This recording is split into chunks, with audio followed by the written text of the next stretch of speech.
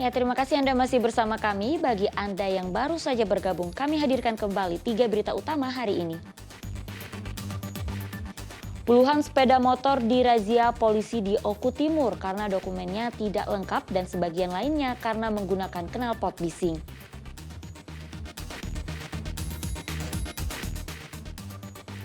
Jelang bulan Ramadan, harga cabai rawit merah di Palembang naik rata-rata Rp5.000 per kilogram.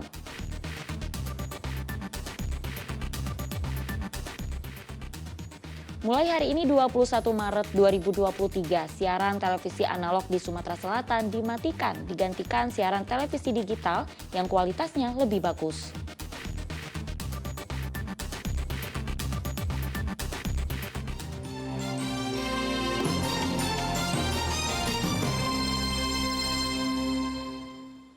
Bila pesawat televisi Anda mulai 21 Maret ini tidak mengeluarkan gambar dan suara seperti biasanya, jangan panik. Itu bukan berarti televisi Anda rusak sehingga Anda mengira harus membeli TV baru. Sejak 21 Maret kemarin, pemerintah memang mematikan siaran televisi analog di Sumatera Selatan dan menggantinya dengan siaran digital. Agar TV Anda tetap bisa menayangkan acara-acara favorit, Anda harus melengkapinya dengan set-top box atau Anda bisa juga membeli televisi digital. Pemerintah bersama dengan operator penyiaran televisi akan membagikan 77.000 set-top box, perangkat yang diperlukan pesawat TV analog untuk menerima siaran TV digital. 77.000 set-top box atau STB itu dibagikan untuk 4 daerah di wilayah siaran Sumsel 1, yaitu Kota Palembang, Kabupaten Banyuasin, Ogan Ilir, dan Kabupaten Ogan Komering Ilir. Pembagian STB itu sebagai bentuk persiapan sebelum dimatikannya siaran televisi analog atau analog switch off pada tanggal 21 Maret. Pemerintah pusat melalui Kementerian Komunikasi dan Informatika menargetkan 90% dari total 77.000 STB itu sudah dibagikan kepada masyarakat kurang mampu. Namun nyatanya saat ini baru mencapai 75%. Pemerintah pusat bersama pemerintah daerah dan operator penyiaran akan melakukan beberapa cara untuk memenuhi target 90% tersebut. Di antaranya melalui sistem door-to-door, yaitu petugas mendatangi rumah warga miskin, dan sistem pooling, artinya seluruh masyarakat yang terdata dikumpulkan di satu tempat lalu diberi STB. Apabila pada tanggal 20 Maret target 90% pembagian STB tersebut belum juga tercapai, siaran analog tetap akan dimatikan bersamaan dengan pembagian STB. Staf Sus Kementerian Komunikasi dan Informatika Rosarita Niken menyatakan agar tetap bisa menikmati siaran televisi, warga tidak mampu diberi STB. Sedangkan warga yang mampu diimbau berpartisipasi dengan membeli sendiri set-top box berhologram dan bersertifikat. Jadi ciri-cirinya itu ada hologramnya, kemudian ada barcode, karena untuk menerapkan ASO yang tersertifikasi ini kan ada data-data yang perlu diisi. Nah, kalau tidak ada barcode-nya berarti itu adalah STB yang ilegal. Jadi masyarakat perlu berhati-hati. Cukup banyak jenis STB, lebih dari 50 merek, silahkan saja dipilih, tetapi yang tersertifikasi Kominfo.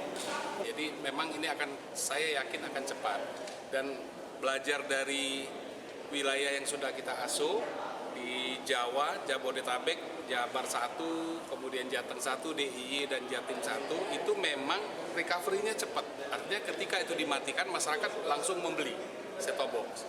Nah, tinggal persoalannya ketersediaan di pasar. Rasanya di pasar sekarang sudah cukup. Jadi kita perkirakan dulu recovery-nya sampai 6 bulan, ternyata di bawah 2 bulan itu tingkat pemirsaan sudah kembali ke angka yang mendekati angka normal. Sementara itu, pemerintah Provinsi Sumatera Selatan sangat mendukung diakhirinya siaran analog di wilayah Sumsel 1 dan dimulainya siaran digital, sehingga masyarakat bisa mendapatkan informasi secara luas dan beragam dengan kualitas tayangan yang jauh lebih jernih dan bagus. Selain Sumatera Selatan, daerah lain yang mematikan siaran analog pada tanggal 20 Maret adalah Bali dan Kalimantan Selatan. Secara nasional, pemerintah telah membagikan hingga 5,6 juta set-top box kepada warga miskin di seluruh Indonesia. Sejak siaran analog dimatikan pertama kali pada 22 November 2022 lalu, sudah 71% masyarakat Indonesia yang beralih menonton siaran digital. Yanuar Ikhram melaporkan dari Palembang. Informasi lainnya, aksi humanis dilakukan 2 polisi lalu lintas di Palembang saat menyelamatkan seekor kera liar yang terluka parah karena tertabrak mobil. Nyawa kera pun akhirnya terselamatkan setelah dilarikan ke klinik hewan. Kera liar tersebut diserahkan ke pihak BKSDA Sumsel untuk dilepas liarkan di habitat aslinya.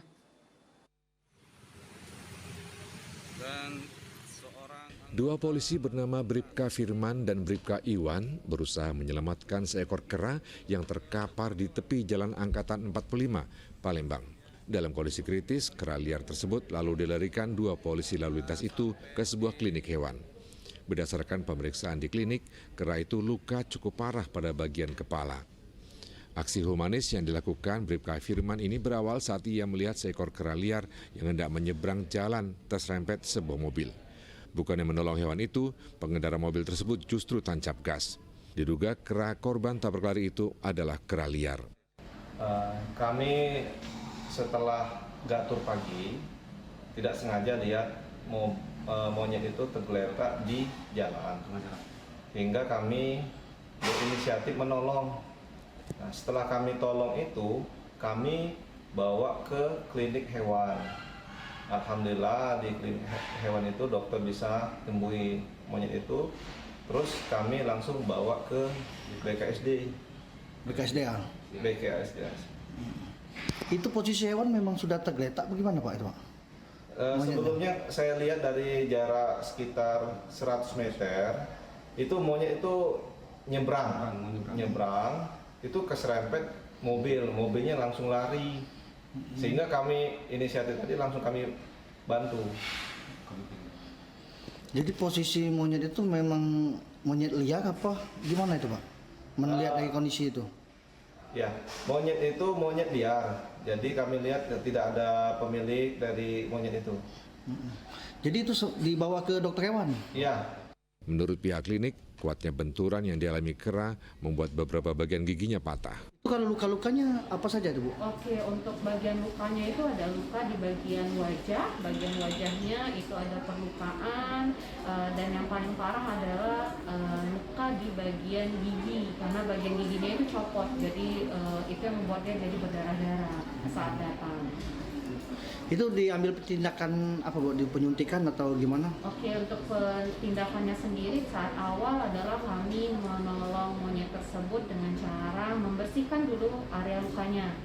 Dan untuk area bagian giginya juga kami bersihkan dan hentikan pendarahan dengan cara pemberian injeksi penghenti darah dan vitamin. Berkat pertolongan Bribka Firman dan Bribka Iwan, kondisi kera berangsur-angsur membaik. Kera liar tersebut kini telah diserahkan kepada Badan Konservasi Sumber Daya Alam atau BKSDA Sumatera Selatan untuk dilepas liarkan di habitat aslinya. Dedi Irwansyah melaporkan dari Palembang. Ya, laporan tersebut mengakhiri berita Palembang hari ini. Saya Auriga Agustina berterima kasih atas perhatian dan kebersamaan Anda. Selamat beraktivitas dan sampai jumpa.